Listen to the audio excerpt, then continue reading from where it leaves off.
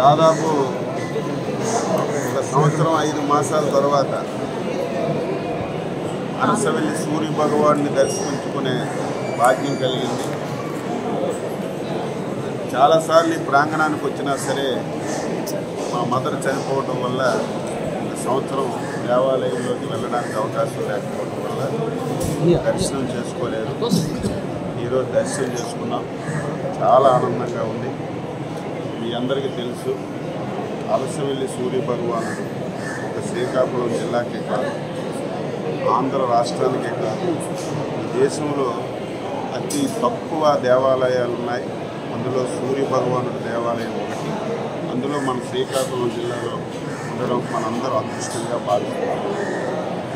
మొన్న సూర్య భగవానుడి ఆశీస్సులతో జిల్లా లెవెల్ రాష్ట్రంలో కానీ ఎన్డీఏ ప్రభుత్వం అధికారంలోకి వచ్చిన తర్వాత ఎమ్మెల్యే గారు, కేంద్ర మంత్రి గారి నాయకత్వంలో రాష్ట్ర పండగగా చేసి ఆ పండగ అంగరంగ వైభవంగా జరుపుకొని ప్రతి ఒక్కరి మనలో కూడా పొందాము.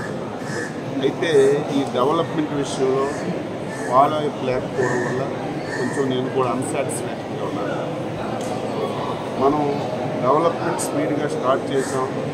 ఇందులో ఎమ్మెల్సీ ఎన్నికలు కూడా, తర్వాత శాసనసభ సమావేశాలు, దీనివల్ల మనం ఎక్కువ సమయం ఇవ్వకపోవడం వల్ల కంటిన్యూషన్ లేదు. ఈరోజు నేను చూశాను. నా ఆలోచన ఏమిటంటే వచ్చిన ప్రతి ఒక్క భక్తుడికి ఇబ్బంది లేకుండా చూడాలి.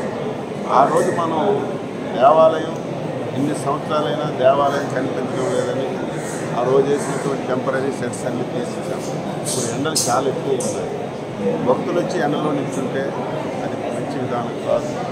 నేను ఇమ్మీడియట్గా మళ్ళీ కలెక్టర్స్ కాన్ఫరెన్స్ ఉంది, అది అయిన తర్వాత మళ్ళీ రోజు మళ్ళీ ఉన్నతాధికారులందరితో ఎమ్మెల్యే గారు ఆధ్వర్యంలో సమావేశం పెట్టుకొని దీన్ని ఫాలోఅప్ చేసి మనం ఏదైతే ప్రసాదం స్కీమ్లో కేంద్ర ప్రభుత్వానికి పంపించామో అది శాంక్షన్స్ గురించి ఒకవైపు ప్రయత్నం చేస్తాం.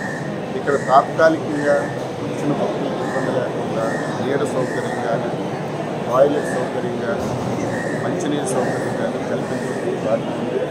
నేను ఈ నెలలోనే వీలైన తొందరగా సమావేశం పెట్టి ఫాలోఅప్ చేసి ఆ ఆలోచన భగవంతుడు అవకాశం ఇచ్చాడు. మాకు ఈ అవకాశాన్ని సద్వినియోగం చేసుకొని ఎవరూ చేయనటువంటి అభివృద్ధిని ఈ ఆలయంలో చేసి అందరు మన్నలు పొందాలని తప్పని చేస్తాం.